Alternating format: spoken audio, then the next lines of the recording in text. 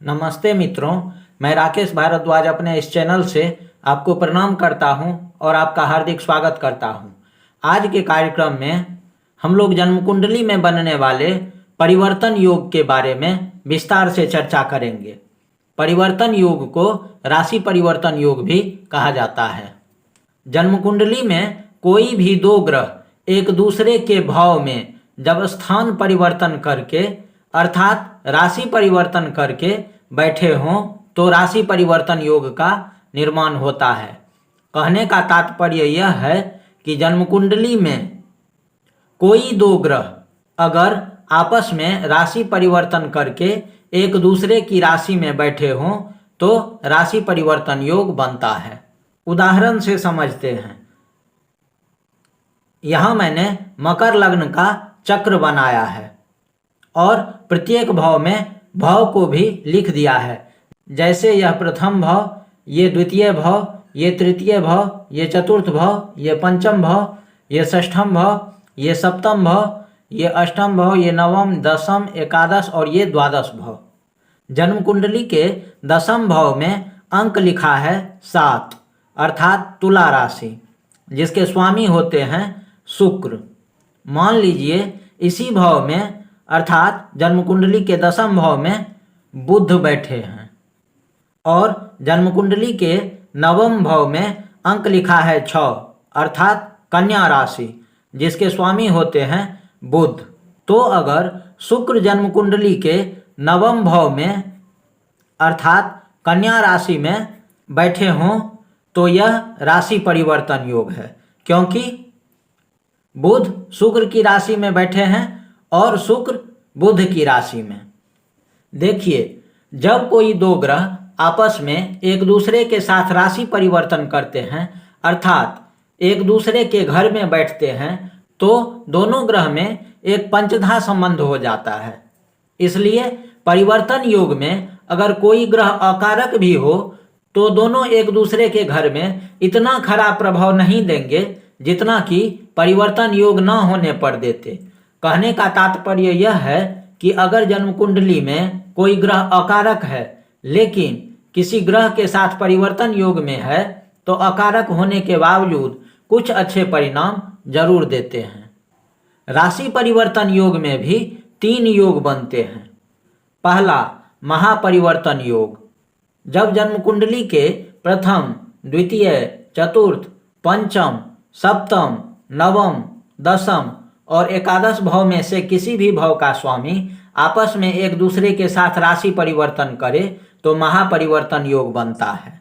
जैसे कि यहाँ पर उदाहरण में त्रिकोण का केंद्र के साथ परिवर्तन हुआ है तो यह महापरिवर्तन योग हुआ।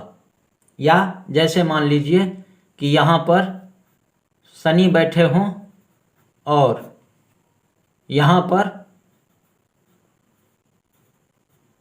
मंगल बैठ जाए तो यह महापरिवर्तन योग हुआ, क्योंकि चतुर्थ भाव में एक अंक लिखा हुआ है अर्थात मेष राशि, जिसके स्वामी होते हैं मंगल, और लग्न में 10 अंक लिखा हुआ है अर्थात मकर राशि, जिसके स्वामी होते हैं शनि।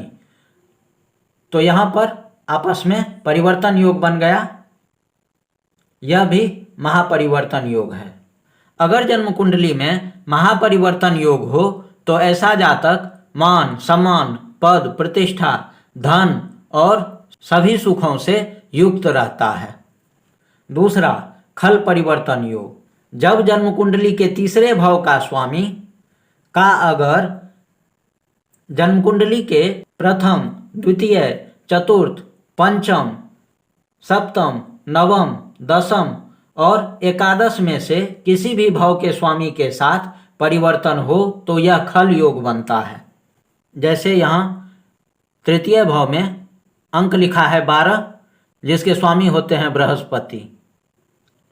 तो अगर मान लीजिए यहाँ पर बृहस्पति बैठ जाए और यहाँ पर मंगल बैठे हों तो यह खल परिवर्तन योग बनता है। अगर जन्म कुंडली में खल परिवर्तन योग हो तो थोड़ा संघर्ष और मेहनत के बाद सफलता मिल जाता है। तीसरा, दैन्य परिवर्तन योग। जन्म कुंडली के छठे, 8वें और 12वें भाव में से किसी भी भाव के स्वामी का अगर प्रथम, द्वितीय, तृतीय, चतुर्थ, पंचम, सप्तम, नवम, दसम और एकादश भाव में से किसी भी भाव के स्वामी के साथ परिवर्तन हो तो दैन्य परिवर्तन योग बनता है। मान लीजिए कि जन्म कुंडली के अष्टम भाव में अंक लिखा है 5, अर्थात सिंह राशि, जिसके स्वामी होते हैं सूर्य। तो सूर्य अगर जन्म कुंडली के दसम भाव में, अर्थात यहाँ अंक लिखा है 7, जिसके स्वामी होते हैं शुक्र, और शुक्र जन्म कुंडली के अष्टम भाव अर्थात सूर्य की राशि में बैठे हों तो दैन्य परिवर्तन योग बनता है। अगर जन्म कुंडली में दैन्य परिवर्तन योग हो तो ऐसे जातक को जीवन काल में बहुत ज़्यादा संघर्ष और परेशानी के बाद सफलता मिलता है। तो अब आज आपसे आज्ञा चाहता हूँ। प्रणाम।